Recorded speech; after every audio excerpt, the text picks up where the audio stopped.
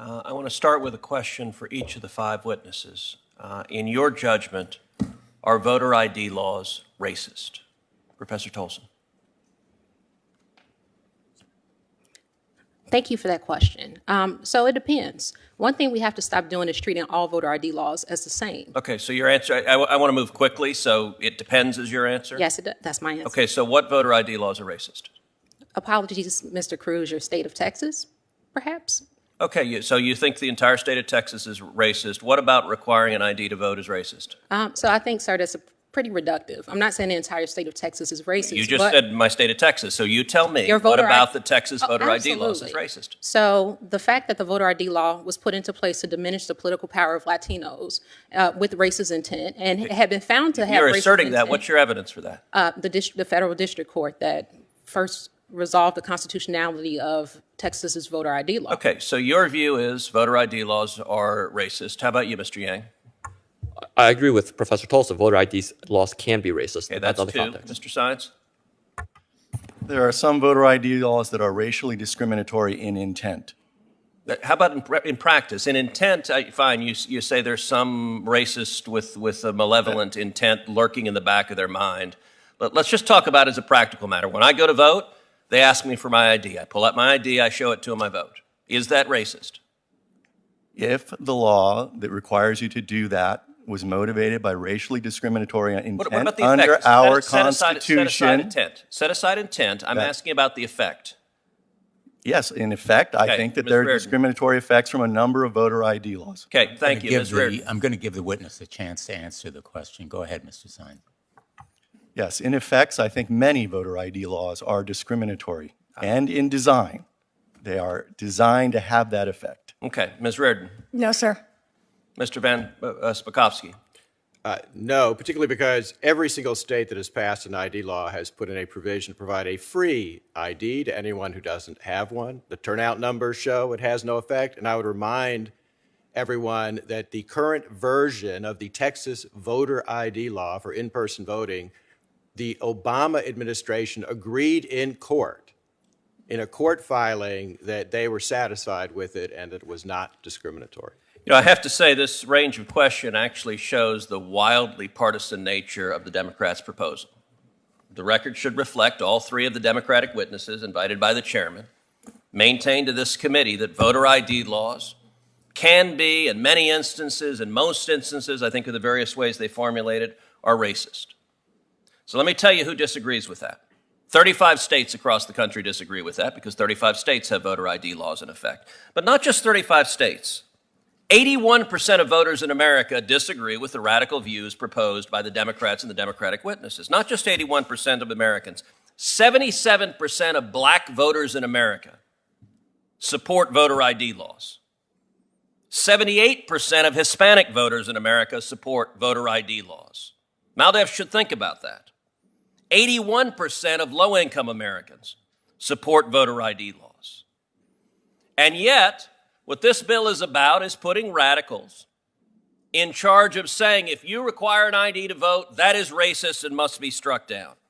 This is all about partisan power. Now, DOJ has also said, under the Biden administration, that it is not going to presume that a state acts lawfully if it simply returns to pre-COVID voting laws.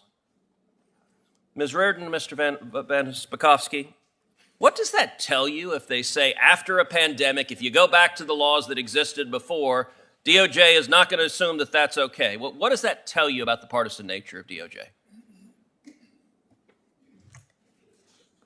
By issuing the guidance that they did, it says to me that what they would like to do is make permanent the emergency procedures that were instituted by many states through litigation by the DNC throughout the country prior to the 2020 election. And they would like those to be permanent.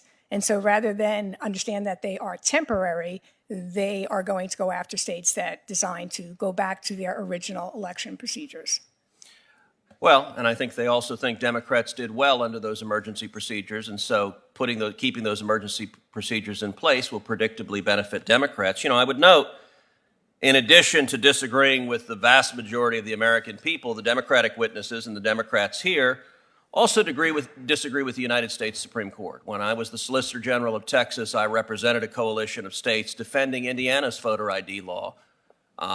Before the U.S. Supreme Court, a group of plaintiffs challenged that. It went to the Supreme Court, and the Supreme Court, by a vote of 6-3, upheld Indiana's voter ID law. Not only did they do so, Justice John Paul Stevens, one of the lions of the left, wrote the majority opinion where he said voter ID laws protect the integrity of elections. And yet, sadly, too many Democrats today don't want to protect the integrity of elections.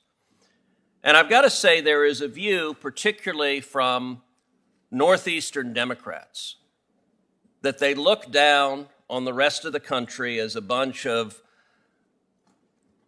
bigots and overalls, their Southern cousins who are too oafish to be as enlightened as they are.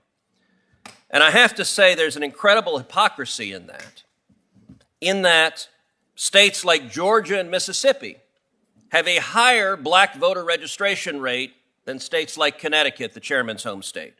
They have higher black voter turnout rates than states like Connecticut. They have a lower gap between black and white turnout than in states like Senator Blumenthal's Connecticut. And in fact, states like Georgia and Mississippi, African Americans vote at a higher rate than white voters, and in Texas, they're basically equal. One of the sad realities of today's Democratic Party is they define race as follows. If you're a Democrat, you qualify. So under the Democratic view, I'm not Hispanic. Senator Padilla is. If you're a Democrat, you're an Hispanic. My abuelo and abuela would be very surprised to discover I wasn't Hispanic. But that's how Democrat views it. That's how the radicals in the civil rights division view it. And I will point out as an example, this committee, one federal district judge in the state of Texas, Jason Pulliam, is an African-American judge nominated by President Trump, sat at this table, presented superbly. The Democrats had no criticism, and every single Democrat on this committee voted against him. Why?